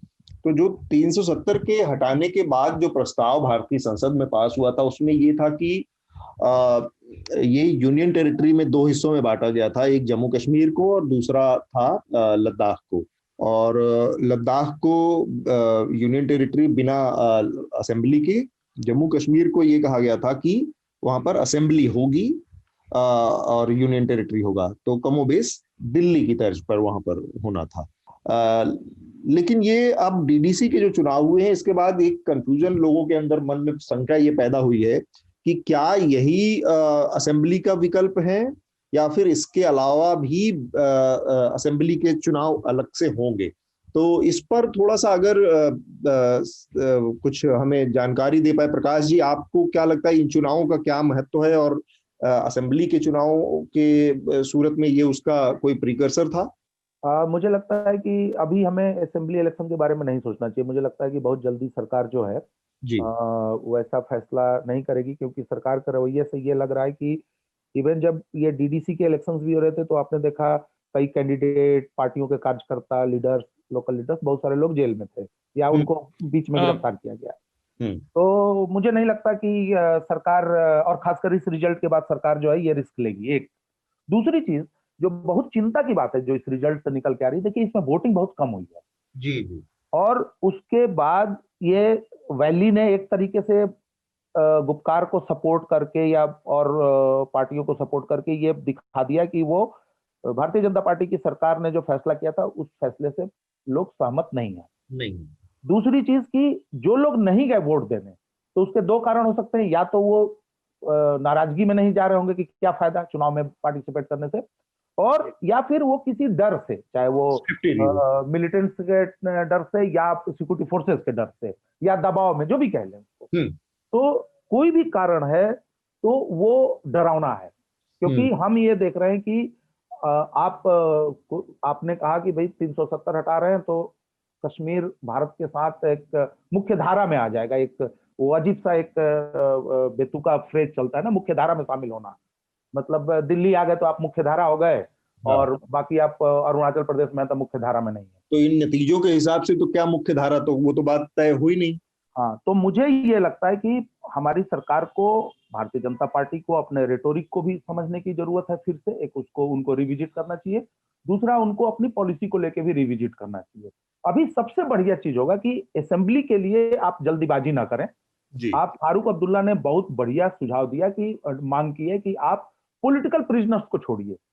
ये कोई भी राजनीतिक व्यवस्था में अगर राजनीतिक कार्यकर्ता जो है जेल में होगा जी, या वो रिस्ट्रिक्टेड उसका मूवमेंट होगा, तो वो राजनीतिक प्रक्रिया क्या होगी? तो पहला तो गवर्नमेंट को ये चाहिए कि वो पहले डीडीसी काउंसिल्स को एस्टेब्लिश करवाए, जो इलेक्शन के बाद होना है, और उनको जो फंड आप कह रहे हैं कि भाई कश्मीर के लिए ये पैकेज, वो पैकेज, आप उनको दीजिए। आप कहिए कि भाई डेवलपमेंट, क्योंकि वहां लोग रुकी हुई प्रक्रियाएं सारी शुरू हो। और आप देखिए सबसे बड़ी चीज, गरीबी, स्वास्थ्य, ये सारी समस्याएं तो हैं ही हैं, लेकिन अगर आप लोगों के मन में एलियनेशन को और ज्यादा गहरा करते हैं, अगर उनके मन में शक सुबह आप और गहरा करते हैं, तो वो ना तो कश्मीरियों के हित में है और ना हमारे भारत की एकता और अखंडता के हित में है। तो मुझे लगता है कि इस इलेक्शन को एक चेतावनी के रूप में देखना चाहिए, न कि सिर्फ हम ये कहें कि इस सीट पे ये जीत गए, वो सीट पे वो जीत गए, इतना का मार्जिन रहा, जो नॉर्मल हम चुनाव एनालिसिस करते हैं। तो मुझे लगता है कि इसको एक लार्जर स्केल पे देखा जाना चाहिए। और ये अजब सी आयरनी भी है कि आप मुख्य धारा के में शामिल करने के लिए 370 हटाने का आपने दावा किया था कि इससे पूरा मेनस्ट्रीमाइजेशन हो जाएगा उसका, कश्मीर का, और सारी पॉलिसी, सारी जो गतिविधियां हैं, चाहे नेताओं को जेल में डालना हो, चाहे लोगों के प्रति जो रवैया है, वो पूरी तरह से एलिनेट करने का है। तो मुख्य धारा में करने के लिए जो बड़ा दिल, जो दिमाग चाहिए, उसका अभाव दिखता है। केवल कानूनी और डंडे के जोर पर मुख्य धारा में शामिल कराने की कोशिश ज्यादा दिखती है। ऐसा कहा जा सकता है प्रकाश जी? बिल्कुल कहा जा सकता है, और उसका मैं आपको 2 कंक्रीट एग्जांपल दूंगा। पहली चीज कि आपने देखा कि कश्मीरियों की आमदनी का सबसे बड़ा जरिया जो है वो है फार्मिंग, खेती जी। लेकिन हमने देखा कि पिछले लॉकडाउन में और ये तमाम बंदिशों की वजह से, और लॉकडाउन से पहले जो वहां पे कार्रवाइयां हुई, ये 370 के बाद, उस स्थिति में वहां के चैम्बर ऑफ कॉमर्स का ये आकलन है, हजारों करोड़ रुपए के फल और बाकी चीजें किसान उसको बेच नहीं पाए, उनका नुकसान हुआ है। पहली चीज जी। तो एक उसकी भरपाई कैसे की जाए, या अब जब नई फसल आएगी तो उसको कैसे हम बढ़िया से एडजस्ट कर पाए। दूसरी चीज कि आर्टिकल 14 जो वेबसाइट है नितिन सेठी, उस पर एक बहुत चिंताजनक और बहुत ही थर्राने वाली रिपोर्ट है कि हमारी सिक्योरिटी फोर्सेस ने हजारों सेब के पेड़ काटे हैं, हजारों सेब के पेड़, और सरकार का कहना है, सिक्योरिटी फोर्सेस का कहना है कि ये सरकारी जमीन पे ये कब्जा था। तो कब्जा हटाएंगे ना, पेड़ क्यों काट रहे हो भाई? कब्जा हटाइए आप। अब आप कहें आदिवासियों को, जैसे आपने कहा कि आदिवासी जंगल छोड़ दें, तो बात समझ में आ रही है। अब आप कहें कि नहीं मैं सब काट दूंगा, मैदान बना दूंगा वहां पे, तो ये दो चीजें ऐसी हैं। और मास स्केल पे अरेस्टिंग पॉलिटिकल प्रिजनर्स की, जी, ये तीन चीजें जो हैं मतलब साफ दिखा रही हैं कि हमारी सरकार डायलॉग डिस्कशन कश्मीरियों को अपने भरोसे में लेने की कोशिश के बजाय, अब आप देखिए 2 आतंकवादी आपने मारे, आपने उसको उसकी बड़ी खबर बनवाते हैं, बयानबाजी होती है, लेकिन किसानों को अगर उनका फल नहीं बेच पा रहे हैं, अगर उनके पेड़ काटे जा रहे हैं, तो इसके बारे में खबरें आप क्यों नहीं, सरकार क्यों नहीं बोलती, उस पर कोई बयान क्यों नहीं आता है? कम से कम सहानुभूति जता दो कि भाई हम कंपनसेट करेंगे। मेघनाथ, हाँ, मैं एक्चुअली यही ऐड करने वाला था। ये इशू में छोटा सा ही टिप्पणी होगा मेरा इस पर कि मुझे लगता है कि बीजेपी को अब ऐसे हालत हो गई है कि उनके नेताओं को और उनके लीडरशिप को हेडलाइन मैनेजमेंट के सिवा दूसरा कुछ दिखता ही नहीं है, राइट? क्योंकि आपने देखा होगा कि जब वो सिंगल लार्जेस्ट पार्टी करके 75 सीट लेकर आई है जम्मू में, कश्मीर में तो उनका फिर भी रिजल्ट कम ही रहा है, गुपकार अलायंस का ऑब्वियसली ज्यादा रहा है। तो अनुराग ठाकुर आकर बोलने लगे कि हाँ ये डेवलपमेंट की जीत हुई और अब ये नेपोटिज्म हट जाएगा कश्मीर से। भाई मतलब अनुराग ठाकुर बोल रहे हैं कि नेपोटिज्म हट जाएगा, मतलब थोड़ा मजाकिया ही हो गया, आयरनी एकदम। बट मेरा कहने का मतलब ये कि आपने भी विक्ट्री क्लेम कर दी और गुपकार अलायंस में जो ओमर अब्दुल्ला मुफ्ती और फारूक अब्दुल्ला जो बैठे हुए दिखाए थे, आपने सब इंटरव्यूज देखे होंगे उनके, एक तो तीनों लोग एक कोई लॉन में बैठे हैं पीछे और उनके और वही बोल रहे हैं कि हमको हमारे यहाँ पे तो कोई वर्कर्स भी नहीं आने दिए, हमारे यहाँ पे तो कोई कैंपेनिंग भी नहीं करने दिया हमको, और कोई सेलिब्रेशन भी नहीं हो रहा है। और अगर आप दूसरे दृश्य देखेंगे, बीजेपी के जम्मू ऑफिस के दृश्य देखेंगे, तो वहां पर लोग नाच रहे हैं, राइट? तो आप देखिए डिफरेंस कितना है। अगर आप एक हैंडीकैप इलेक्शन लड़ रहे हो, जो कि गुपकार अलायंस का था ही, कि अब Mehbooba Mufti, national conference, PDP जब साथ आ गए तो उनका बेसिकली उपदेश तो यही था कि अभी हमारे पास ऑप्शन ही क्या है, तीनों साथ में आके लड़ेंगे तो एटलीस्ट कुछ तो हो जाएगा टाइप। तो अब आप ये हैंडीकैप में एक तो क्लासिकल राइवल्स के साथ आप ये चुनाव लड़ रहे हो, ऊपर से सिक्योरिटी फोर्सेस आपके मेन पॉलिटिकल लीडर्स को हाउस अरेस्ट पे रख दिया है, तो वो कैंपेन भी नहीं कर सकते। काफी पॉलिटिकल लीडर्स को आपने अरेस्ट कर लिया है। तो बीजेपी का स्टार्टिंग से यही उद्देश्य रहा है ना कि हमको एक तो मुख्यधारा में शामिल कराने के सबसे पहली जो जरूरत ये है कि लोगों के जो पीपल्स राइट हैं, चाहे उनको इंटरनेट की जैसी सुविधाएं हैं, बाकी मूवमेंट की सुविधाएं हैं, आने जाने की जो सुविधाएं हैं, जब तब कर्फ्यू से रिलेटेड चीजें हैं, आप उनको घरों में बंद कर देने, मतलब जो फ्री मूव वाली जो स्थिति है, चाहे वो इंटरनेट से की, मतलब इन बेसिक सुविधाओं को आप लगातार उनको वंचित किए रहेंगे। लॉकडाउन की स्थिति है, आप देखा आपने कि कोरोना के चलते लॉकडाउन में जो 15-20 दिन 2 महीने की का लॉकडाउन था, उसमें कितना डेस्परेशन लोगों के अंदर पैदा हुआ कि पैदल लोग जा रहे थे, और आप एक पूरे इलाके को साल भर से लगातार लॉकडाउन रखे और करें कि उनका मेन स्ट्रीम में आ जाएंगे इससे, ये सब चीजों से, तो ये दोनों चीजें आपस में मैच नहीं करती।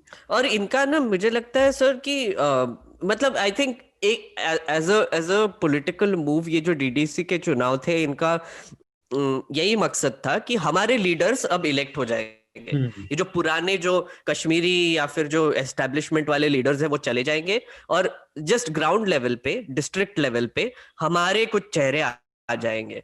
अब मैं वही कह रहा था कि अगर हैंडीकैप के पोजीशन में अगर ये गुपकार अलायंस वाले इतने सारे सीट्स जीतकर अपने लीडर्स बिठा सकते हैं, वो भी नए चेहरे, पुराने भी नहीं, नए चेहरे अगर बिठा सकते हैं, तो मतलब आप समझ सकते हो कि वहां पर गुस्सा कितना है एग्जैक्टली।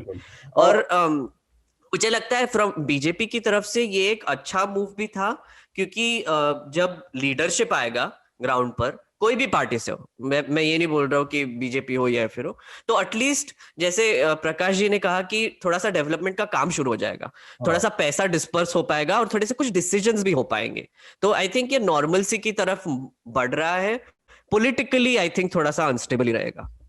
ये जो हेडलाइन मैनेजमेंट की बात कही मेघनाथ ने, इस पर मैं शार्दुल और प्रकाश जी से भी टिप्पणी लूंगा। असल में मैं ये देख रहा हूँ कि भारतीय जनता पार्टी को इतना ज्यादा एक चीज में भरोसा हो गया है कि स्थिति चाहे कुछ भी हो, नतीजे चाहे कुछ भी हो, मैं इसको कहूँगा प्रोपेगेंडिस्ट मीडिया है, उसके जरिए वो हर मौके पर इतना ज्यादा कंफ्यूजन क्रिएट कर देती है कि लोगों को एक्चुअल स्थिति समझने में बड़ा दिक्कत का सामना करना पड़ता है। मसलन जो हैदराबाद के म्युनिसिपल चुनाव के नतीजे आए, आप देखिए कि सुबह से लेकर दोपहर तक सारे चैनल चलाते रहे कि भारतीय जनता पार्टी को बड़ी सफलता, भारतीय जनता पार्टी को बड़ी सफलता चलता रहा, जबकि ऐसा नहीं था। हालांकि उनको वोट बढ़े, लेकिन वो सच्चाई नहीं है जिस तरह से दिखाया टीवी चैनलों ने।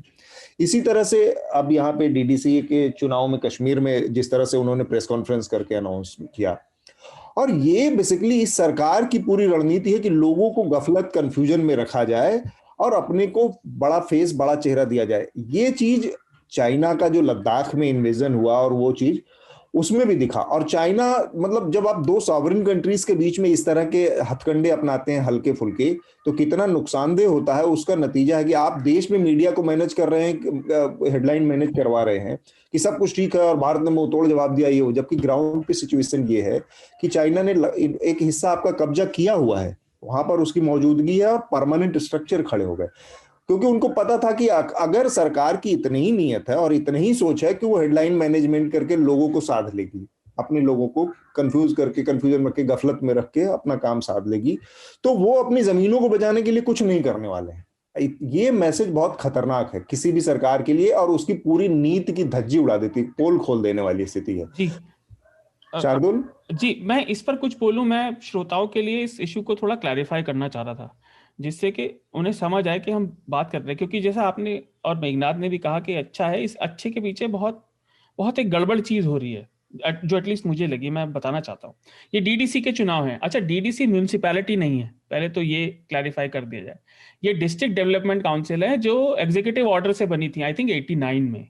हमारे यहाँ अब आप देखिए, जैसे कि मेघनाथ ने बात कही कि इससे जनता के इशू आएंगे, हाँ, पर ये हमारे यहाँ राजनीतिक सिस्टम को ना, मतलब से हटकर बाईपास बना रहे हैं उससे। राजनीति केवल लोकल इश्यूज पे तो नहीं होती, राजनीति फेडरल इश्यूज पे होती है, आपके स्टेट की आइडेंटिटी पे भी चलती है बाकी देशों में, है ना। जहां द्रविड़ पार्टी है तमिलनाडु में, बंगाल का अलग है, उड़ीसा का अलग है, केरल का अलग है, उनकी राजनीतिक आइडेंटिटी भी अलग है। यहां पर ये डीडीसी सीधा सेंट्रल वाली योजनाएं चलाएंगी, तो लोकल जो वहां पे सरकार और जो पॉलिटिकल मूवमेंट है, ये उसको बाईपास करने की कोशिश है। अच्छा, रिजल्ट से ये निकला कि सब अपना चेहरा अपने सामने बचा गए हैं। जनता ने जो गुपकार को वोट किया है, मुझे लगता है एक तो परसेंटेज कम है, जैसा प्रकाश जी ने बोला, तो जो गुस्सा बहुत ज्यादा है उन्होंने तो वोट किया ही नहीं। लेकिन जिन्होंने किया, और आपको थोड़े बहुत समर्थक इन हर जगह मिल जाते हैं, लोगों की सोच अलग होती है, तो कुछ ने बीजेपी को भी वोट किया। लेकिन ये डीडीसी का जो सिस्टम है, अब ये सीधे इंप्लीमेंट करेंगे क्या? पुडुचेरी भी यूनियन टेरिटरी है, लेकिन वहां की अपनी आइडेंटिटी है, वहां की संसद की अपनी आइडेंटिटी है। मैं गलत तो नहीं कह रहा? बिल्कुल। और ये डीडीसी को सीधा सेंट्रल स्कीम चलाएंगी, तो जो केवल मतलब राजनीति केवल सड़क बनाने पे, आपका गटर बनाया नहीं बना, है ना, लोकल इशू पे रह जाएगी। और उसको बॉडी कौन सी कर रही है? जो संविधान में है नहीं, है ना। ये बांटने की राजनीति है। आप देखिए लड़ाई, अच्छा इन डीडीसी में भी दिक्कत है, इनका साइज, मतलब इनका ये है कि जितने भी डीडीसी सब में बराबर मेंबर होंगे, चाहे कितनी भी जनसंख्या हो। उदाहरण के लिए मैंने 2 छांट के रखे थे, श्रीनगर की 12 लाख जनसंख्या है, वहां भी 14, किश्तवाड़ की केवल 2.5 लाख है, वहां भी 14। तो बीजेपी की आशा भी बड़ी है डिलिमिटेशन से कि सीटें बढ़ेंगी तो हमें नंबर बढ़ेगा, पर मुझे व्यक्तिगत रूप पे लगता है ऐसा नहीं होगा। लेकिन इससे आप अगर डीडीसी के थ्रू सारी पॉलिसी इंप्लीमेंट करेंगे, तो जो म्युनिसिपल बॉडी सेलेक्ट की जाती है दूसरे तरीके से, लोकली एमएलए होते हैं, एमएलसी होते हैं, वो राजनीतिक मैसेजिंग जो स्टेट की रीजन की बनती है, उसको आप खत्म करने को कह रहे हैं। मतलब लड़ाई डिस्ट्रिक्ट्स में शुरू हो जाएगी कि तुम्हें इतना मिल रहा है, मुझे इतना मिल रहा है। बिल्कुल, है ना। प्रकाश जी, ये महत्वपूर्ण सवाल उठाया शार्दुल ने कि एक तरह से ये जो चुने हुए जो संवैधानिक तरीके थे राजनीति के, उससे इतर एक बाईपास की एक स्थिति है। कायदे से ये होना चाहिए था कि असेंबली का गठन होता, जो भी असेंबली बननी है, असेंबली के चुनाव की तरफ बात आगे बढ़ती। एक छोटी सी बात और कि बाकी किसी राज्य और यूनियन टेरिटरी में भारत की ऐसा नहीं है सिस्टम डीडीसी का। ठीक बात। प्रकाश जी, ये इस बात से मैं बिल्कुल सहमत हूँ, लेकिन क्या होता है कि अब देखिए, अब नया वहां पे तो भाई अभी स्थिति तो 2 साल से आप देख ही रहे हैं कि क्या है। अब तो पूरी चीजें ही बदल गई हैं। तो उस हिसाब से एक आइडियल कंडीशन तो यही होना चाहिए कि भाई आप असेंबली वहां पे रिस्टोर करो जी। लेकिन मैं ये कह रहा हूं कि जब तक कुछ नहीं है तो अब कम से कम जब सरकार ने एक स्टेप लिया कि डीडीसी के चुनाव हुए, डीडीसी के परिणाम आ गए, आप डीडीसी के थ्रू जो करना चाहते हैं, इसको जो मैंडेट है उसको आप करने दीजिए। जैसे कि मान लीजिए कि फॉर एग्जांपल नगर पालिकाएं हैं, तो आप उनको उनका काम करने दीजिए, ताकि थोड़ा मतलब माहौल को ठंडा करना जो है, माहौल को थोड़ा नरम करना जो है, ये पहली प्राथमिकता होनी चाहिए। अब मान लीजिए कि अगर सरकार गुपकार अलायंस कंट्रोल्ड डीडीसी को अगर पैसा देगी, जो भी उनके लिए बजट निर्धारित है जी, तो, या फिर सेंटर से कोई पैकेज जाता है, तो ये कम से कम लोगों को लगेगा ना कि भाई नहीं, एक सिस्टम है, काम कर रहा है, विपक्ष में है तब भी कोई बात नहीं है, पैसा आ रहा है। जैसे कि आप अक्सर देखते हैं कि केंद्र उन राज्यों के साथ भेदभाव का केंद्र पर आरोप लगता है कि जहां विपक्ष की सरकारें हैं, ये बहुत पुरानी चीजें हैं। तो कम से कम आप उस भरोसे को जीतने की कोशिश आप कर सकते हैं। एक दूसरी चीज मैं कहूंगा कि सिर्फ डीडीसी की बात नहीं है, पूरे देश के भीतर अलग अलग तरीके से, अलग अलग तरीके के मैकेनिज्म से, जैसे निगमीकरण, आपको जान के आश्चर्य होगा कि जैसे दिल्ली में आपने डीटीसी बना दी, रेलवे का आपने मेट्रो का कुछ और कंपनी बना दी, तो सारी चीजों को आप अलग अलग सेगमेंट में ले जाके उसका ब्यूरोक्रेटाइजेशन कर रहे हैं और फिर उस पर डायरेक्ट पब्लिक इलेक्टेड रिप्रेजेंटेटिव्स के कंट्रोल को जो है कहीं ना कहीं डैमेज कर रहे हैं। ये लंबी प्रक्रिया चल रही है जी। तो वो एक डेफिनेटली एक बड़ा बढ़िया उन्होंने मुद्दा उठाया है। लेकिन मैं तात्कालिक तौर पे कह रहा हूँ कि एक रिजल्ट आया है, उस रिजल्ट का सम्मान करे सरकार और उनको काम करने दे, थोड़ा माहौल बेहतर हो तो आप असेंबली में जाएं। अतुल सर, एक छोटी सी बात ऐड करनी थी बस। हाँ, मैं यही कह रहा था कि गुस्सा इस चीज का आता है कि बीजेपी को ऐसे लगने लगा है कि वो कुछ भी बोलेंगी और लोग मान जाएंगे। आपको याद होगा अतुल सर, यूपीए 2 के टाइम पे जब वो इतने सारे स्कैम्स ब्रेकआउट हुए थे और जो मिनिस्टर की लाइन लग गई थी और एरोगेंटली वो बोल रहे थे, कुछ भी बोल रहे थे, मतलब नोशनल लॉस के बारे में या फिर ये वो व्हाटएवर, कि लोग कुछ भी मान जाएंगे, पर लोगों ने नहीं माना। लोग भी स्मार्ट है, लोग कुछ भी ऐसे ही नहीं मान लेते। तो बीजेपी का अभी हो क्या रहा है कि जैसे अभी ये हैदराबाद में कुछ उनको रिजल्ट्स मिल गए, उनको जम्मू कश्मीर में कुछ रिजल्ट्स मिल गए, अब इसको ये फार्मर्स प्रोटेस्ट से कनेक्ट कर रहे हैं। मिनिस्टर्स आके ये बोल रहे हैं कि ये डेमोक्रेसी की जीत हुई है, इसका मतलब ये कि फार्मर्स गलत है, क्योंकि लोग चाहते हैं कि ये फार्म बिल्स पास हो, क्योंकि देखो इलेक्शंस हो रहे हैं, वहां पर तो हम जीत रहे हैं। तो ये जो अजीब तरीके के ये जो जिम्नास्टिक्स चल रहे हैं, वर्बल और मेंटल जिम्नास्टिक्स, ये मुझे देखकर तो काफी गुस्सा आता है। और मुझे कभी कभी लगता है कि आई होप लोग समझदार है और वो भी देख रहे हैं कि ये कितना अजीब और गरीब सिचुएशन में पड़ गए हम। ठीक बात। तो थोड़ा सा समय का अभाव है, हम अपने आखिरी चरण जो कि हमारा रिकमेंडेशन का राउंड है उसकी तरफ बढ़ते हैं। और इस हफ्ते रिकमेंडेशन की प्रक्रिया हम प्रकाश जी शुरू करते हैं। प्रकाश जी, आप हमारे श्रोताओं के लिए क्या इस हफ्ते रिकमेंड करेंगे? मुझे लगता है कि बहुत सारे सुनने वालों ने वो सीरीज देख ली होगी और नहीं देखी होगी, तो मैं उनसे ये अनुरोध करूंगा कि जरूर देखें। सोनी लाइव पे चल रहा है वो, स्कैम 1992। ये हर्षद मेहता का जो घोटाला हुआ था उसके इर्द गिर्द, और बेसिकली हर्षद मेहता की कहानी है। और उस कहानी के जरिए हम अपने पूरे फिनेंशियल सिस्टम को, बैंकिंग सिस्टम को, शेयर मार्केट को, मनी मार्केट को बहुत कायदे से उसके बारे में एक समझदारी बना सकते हैं, और कैसे पॉलिटिक्स इन्वॉल्व है, कैसे और फैक्टर्स इन्वॉल्व है। मैं कहूंगा कि सोनी लाइव पे स्कैम 1992 लोग जरूर देखें। मेघनाथ, आपका रिकमेंडेशन क्या है हमारे श्रोताओं के लिए इस हफ्ते? जी, मेरे कुछ रिकमेंडेशंस है। आप एक तो रवीश कुमार का एक शो देखिए जहां पर उन्होंने इंडिया के दूध के ट्रेड के बारे में बात किया है। प्राइम मिनिस्टर ने वहां पर जाकर एक स्पीच दिया था कि 25% जो हमारा उत्पादन होता है एग्रीकल्चर सेक्टर का, वो दूध से आता है। तो उस पर उन्होंने फैक्ट चेक किया है प्रधानमंत्री को, और वहां पर जाकर उन्होंने बात भी की है कि कैसे भैंस पालने वाले और गाय पालने वाले लोग भी लॉसेस में जा रहे हैं अभी। वो जरूर देखिए। दूसरा है, हम अभी एक सीरीज लॉन्च कर रहे हैं लेट्स टॉक अबाउट पे बिग डेटा पर। तो वो 2 एपिसोड्स अभी आ गए हैं आर्टिफिशियल इंटेलिजेंस पर, तो प्लीज वो जरूर सुनिए पॉडकास्ट। और तीसरा रिकमेंडेशन, पिछले हफ्ते का न्यूसेंस एपिसोड जरूर देखिए, क्योंकि हमको हमारे फ्रेंडली टाइम्स नाउ और सकार टाइम्स ने कुछ नोटिसेस भेजे, बहुत प्यार से लिखे गए नोटिसेस भेजे। मैंने देखा, बहुत तो बढ़िया उन पर तो उन पर हमने एक मजेदार एपिसोड बनाया।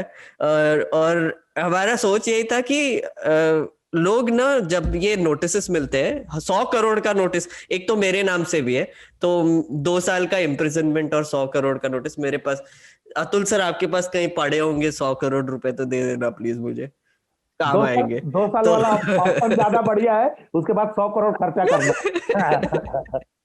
जी बिल्कुल, जी बिल्कुल। तो मैं वही सोच रहा था कि यार, अगर कोई ऑर्गेनाइजेशन में होता, मैं कोई और ऑर्गेनाइजेशन में होता, तो लोग बोलते कि अरे यार चलो टाइम्स नाउ पे कम रिपोर्ट करो, या फिर सकार पे कम रिपोर्ट करो, 100 करोड़ हमारे पास है नहीं, या फिर जेल चले जाओगे। क्योंकि पहले मेरे पे और 2 डिफेमेशन नोटिस आ चुके हैं पहले, टाइम्स ऑफ इंडिया के लिए काम करता था तब। तो मैं सोच रहा था कि इस बार थोड़ा सा अजीब एक्सपीरियंस हुआ, क्योंकि अभिनंदन बोला कि यार चलो इनको ट्रोल करते हैं, तो ये थोड़ा सा एक अलग ही अप्रोच था, मैंने कभी देखा नहीं था डिफेमेशन नोटिसेस के लिए। तो जरूर देखिए वो एपिसोड, और थोड़ा सा चिकी है, थोड़ा सा हमने मस्ती किया है उसमें, तो देख लीजिए जरूर। शार्दुल, आपका रिकमेंडेशन क्या है इस हफ्ते? मैं अपने रिकमेंडेशन से पहले एक सुधार करना चाहता हूँ। हाँ। मेघनाथ को पता है मैं किस बारे में बात करूंगा।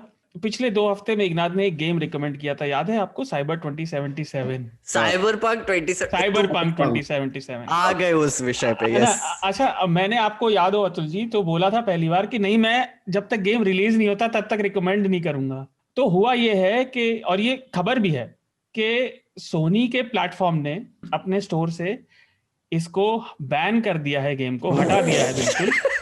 और सबके पैसे जो भी चाहे वो वापस हो जाएंगे हर प्लेटफॉर्म पे, लेकिन सोनी ने तो बेचने से ही मना कर दिया है। उसका रीजन ये है कि उन्होंने गेम अनफिनिश्ड रिकमेंडेशन भी वापस अब।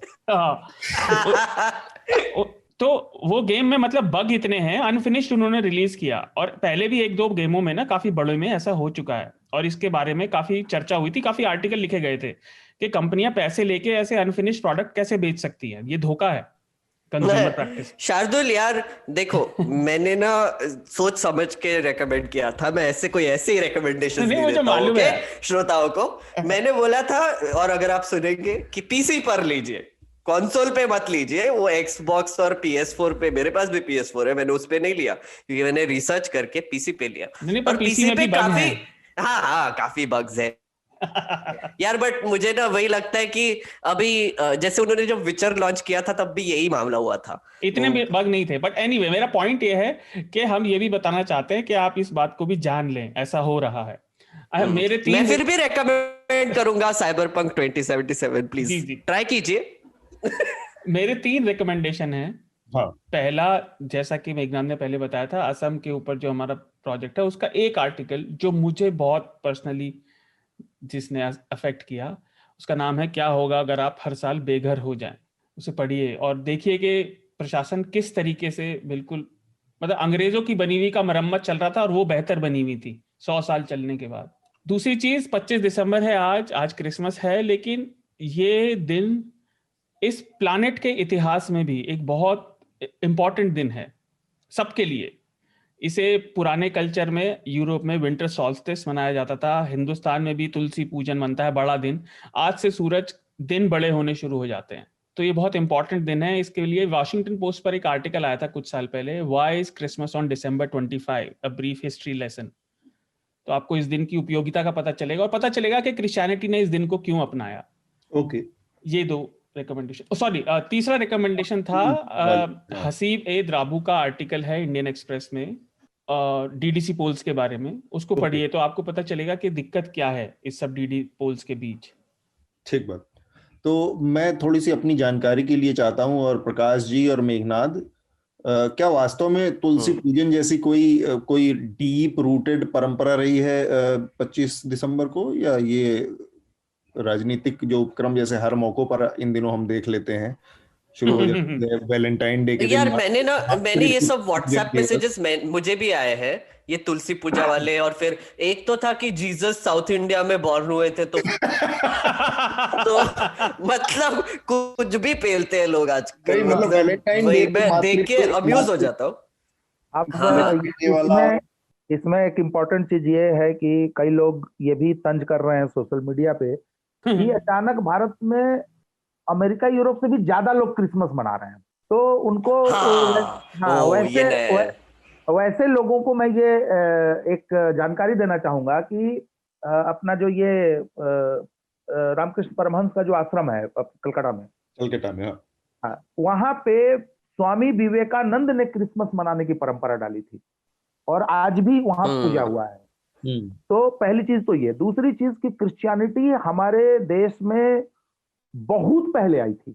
इनफैक्ट 500 AD 562 AD या कुछ, उससे भी पहले जो 5 अपोस्टल थे ना, हाँ, तो उसमें से जो गोवा में जो जिनका है, नहीं गोवा में नहीं, सबसे पहले वो साउथ इंडिया में आए थे।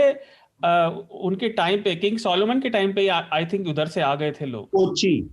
तो मुझे एग्जैक्ट जगह याद नहीं है। और दुनिया के सबसे पुराने चर्चों में से कुछ चर्च हमारे यहाँ भी हैं, कुछ मॉस्क हमारे यहाँ हैं। हाँ। तो और पारसियों का तो हमारे यहाँ तो एक ट्रेडिशन है, तो और यहूदियों का भी। तो हमें ये समझना चाहिए कि और दूसरी चीज कि क्रिसमस, ईसा मसीह या प्रॉफेट मोहम्मद या मूसा, ये लोग ईस्टर्न पैगंबर्स हैं, ये पूरा। तो और सिल्वर जो हमारा ये क्या बोलते हैं, सिल्क रूट, सारे इलाके हमारे सिल्क रूट से भी जुड़े रहे हैं। तो हमें ये समझना चाहिए कि क्रिसमस उतना ही हमारा त्योहार है जितना कोई और त्योहार हो सकता है। तुलसी पूजा के बारे में मैं कहूंगा कि देखिए, अब हमारे यहाँ तो आप जानते हैं कि अनगिनत पूजाएं होती हैं, मतलब ग्राम देवता, कुल देवता से लेके और तमाम डी बाबा से लेके काली माई तक, दुनिया गांव में सब है। मतलब कोरोना माई का भी पूजा हो गया पीछे, आपने देखा होगा। तो हाँ, तो मुझे उसमें कोई दिक्कत नहीं है। मेरी सिर्फ जिज्ञासा ये है कि तुलसी पूजन का डेट बाकी हमारे त्योहारों की तरह हिंदू कैलेंडर से शक संवत, विक्रमी संवत, उससे तय होगा ना कि एग्जैक्टली ग्रेगरी के कैलेंडर। असल में ये वाला कैलेंडर जो है ये सूरज से चलता है, और वो जो विक्रमी संवत है वो चंद्रमा से चलता है, तो दिन कभी एक पढ़ ही नहीं सकते। एग्जैक्टली। और मेरी दादी हमेशा मेरी नानी मुझे हमेशा अजीब दिन पे बर्थडे विश करती है।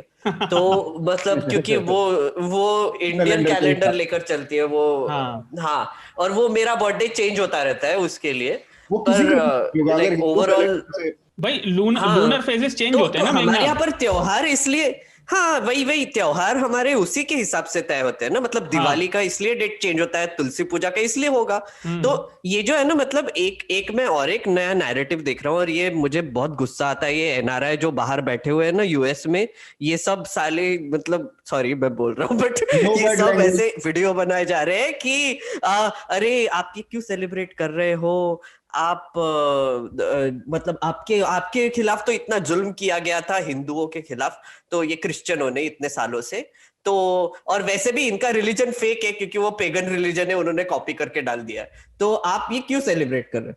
तो मतलब मुझे यही कहना है कि आप एक क्रिश्चियन देश में बैठ के ऐसी बातें कर रहे हो और वहां पर करने भी दे रहे हैं, और वहां पर आपको सब फायदा मिल रहा है, उनके इकोसिस्टम का, उनके रिलीजन का, उनके कल्चर का, सब कुछ फायदा मिल रहा है, और यहाँ पे क्यों नफरत फैला ले हो यार, मतलब मुझे समझ में नहीं आता। और उनको ये बताया जाना चाहिए कि भाई मैं तो जीसस को इसलिए पसंद करता हूँ और उनके लिए प्रार्थना करता हूँ क्योंकि वो कश्मीर में आके यहाँ से ट्रेनिंग लेकर गए थे या तिब्बत से गए थे, ये कहा तो भाई वो तो हमारे यहाँ का संत था भाई। मैं क्रिसमस सेलिब्रेट करता हूँ क्योंकि बहुत सारे बेक्ड गुड्स इस दिन मिलते हैं, और मैं हमेशा बेकरी में जाता हूँ कोई, और वहां पर मस्त मस्त केक मिलते हैं और अच्छा लगता है यार। मतलब क्रिसमस के समय पे एक तो गिफ्टिंग भी होता है बहुत सारा, वो भी एक ये सब सबसे इम्पोर्टेंट इन सब चीजों में ये है कि आपको ऐसे ही दुखी होने के हजार मौके हैं यहाँ पर। त्योहार जो हैं जितने ज्यादा से ज्यादा हों और खुशियां आपस में, अल्टीमेटली वो मानवता जो है, इंसानियत को सेलिब्रेट करने का मौका होता है, न कि किसी पर्टिकुलर धर्म को या किसी पर्टिकुलर। और सर एक और चीज इम्पोर्टेंट है इस मौके पर कि मैं कलकत्ता में बैठा हूँ। कलकत्ता में सब कुछ सेलिब्रेट होता है। और मैं आज सुबह ही बात कर रहा था मेरे इन-लॉज से, वो कह रहे थे कि देखो एक सिंपल चीज है, कलकत्ता में जब भी कोई त्योहार आता है तो एक हफ्ते भर की छुट्टी मिल जाती है, उसके लिए लोग सेलिब्रेट करते हैं। और कोई रीजन हो या ना हो, छुट्टी चाहिए लोगों को, काम नहीं कर रहे इसलिए सेलिब्रेट करते हैं। तो इसी हिसाब से ले लो यार, छुट्टी ले लो। मैं केवल ये कह रहा था कि जो ये बात कही आपने भी और सबने, कि बाहर, मेघनाथ ने खासतौर से कहा कि बाहर बैठ के लोग ये कहते हैं ये उनका रिलीजन है, अपना रिलीजन, भाई फेक रिलीजन है। अरे भैया आस्था फेक है क्या? वो उस व्यक्ति की आस्था है, उसे जाने दो। लोगों को इतनी ज्यादा परेशानी क्यों है दूसरे? इसमें इसको एक लाइन में समराइज करके हम आगे बढ़ते हैं। सिंपल सा मामला ये है कि आपको किसी से प्यार करने के लिए दूसरे से नफरत करने की अगर सीख दी जा रही है कि आप भारत से तभी प्यार करेंगे जब पाकिस्तान को आप गाली देंगे, तो इससे ज्यादा फेकरी, इससे ज्यादा घटिया बात कोई नहीं हो सकती। यही एक लाइन धर्मों पर, त्योहारों पर लागू होती है। मुझे अपने धर्म से, अपने त्योहारों से उतना ही प्यार है। इसका ये मतलब नहीं है कि मैं बाकियों से वो करूं और नफरत करूं कि मैं उस दिन तुलसी पूजन मनाऊंगा, पितृ पूजन दिवस मनाऊंगा। ये सब बकवास। ये प्रोपेगेंडा अलग चल गया है। क्या बात है अतुल सर, प्लीज ये लाइन एक बार ट्वीट कर दीजिए, मैं रिट्वीट करूंगा। और माता पिता पूजन, ये आसाराम का ये ढकोसला था जो अंदर है अभी। Anyway, तो मेरा रिकमेंडेशन एक छोटा सा है, क्योंकि बहुत सारी बातें हम लोगों ने की। एक जो नया स्ट्रेन कोरोना का पाया गया, उससे एक पैनिक पैदा हुआ पूरी दुनिया में कि अब क्या होगा, क्या जितने जो हम लोग थोड़ा बहुत आगे बढ़े थे नए वैक्सीन और इससे निपटने की दिशा में, क्या वो सब फेल हो जाएंगे? ऐसा कुछ भी नहीं है, अभी बहुत सारी चीजें सामने आनी बाकी हैं। और एक जो सबसे ज्यादा राहत की बात आई वो ये कि अब तक ये सामने आया कि जो नया स्ट्रेन आया है वो इन्फेक्शियस बताया जा रहा है, बहुत तेजी से फैलता है, लेकिन वो फेटल नहीं है, वो घातक नहीं है, उसमें मोर्टेलिटी नहीं, ज्यादा लोगों की मौतें नहीं हो रही, या उस तरह का घातक वायरस नहीं है। तो ये एक राहत की बात है। और ये केवल ब्रिटेन में नहीं, वैज्ञानिकों का कहना है जो इस पर काम कर रहे हैं कि ऐसे लगभग 4000 म्यूटेशन अब तक कोविड-19 के वायरस ने किए हैं अपने आप में। तो फिर भी उसका जो बेसिक जीनोम है वो सेम है, जिसके आधार पर वैक्सीन बनाई जा रही है या रिसर्च चल रहे हैं। तो बहुत ज्यादा अभी चिंता करने की बात नहीं है, तो पैनिक होने की बात नहीं है। इसी से रिलेटेड मेरा रिकमेंडेशन है, शेखर गुप्ता ने एक बहुत बढ़िया कट द क्लटर किया है अपने उस पे वीडियो शो में इस बार, तो उस कट द क्लटर को मैं रिकमेंड करूंगा। और साथ में न्यूज लॉन्ड्री की सीरीज एनएल सेना प्रोजेक्ट जो था लव जिहाद का, वो शुरू हो गया है। तो आने वाले टाइम में आपको बहुत सारी ग्राउंड रिपोर्ट सिलसिलेवार मिलेंगी पढ़ने सुनने को। उसका पहला दूसरा हिस्सा आ भी गया है, अंग्रेजी में भी होंगी, हिंदी में भी होंगी, उसको आप जरूर पढ़ें। इसके साथ ही हम अपनी आज की चर्चा को यहीं पर रोकेंगे। और हमारे साथ जो मेहमान थे, प्रकाश जी और हमारे अपने साथी मेरे को होस्ट मेघनाथ, मेरे सह संपादक शार्दुल, आप दोनों लोगों का बहुत बहुत शुक्रिया। प्रकाश जी शामिल होने के लिए चर्चा में बहुत बहुत धन्यवाद। Thank you. और सबको हैप्पी न्यू ईयर, क्योंकि अगली चर्चा अब नए साल में होगी। हैप्पी न्यू ईयर हम सभी श्रोताओं को भी। ये हम अब चर्चा, चूंकि आज ये इस साल की आखिरी चर्चा है, तो हमारे श्रोताओं को बताएं अब हम अगली बार मिलेंगे नए साल में। आप सब लोगों की क्रिसमस की बहुत बहुत शुभकामनाएं, आप सबको नए साल की बहुत बहुत शुभकामनाएं।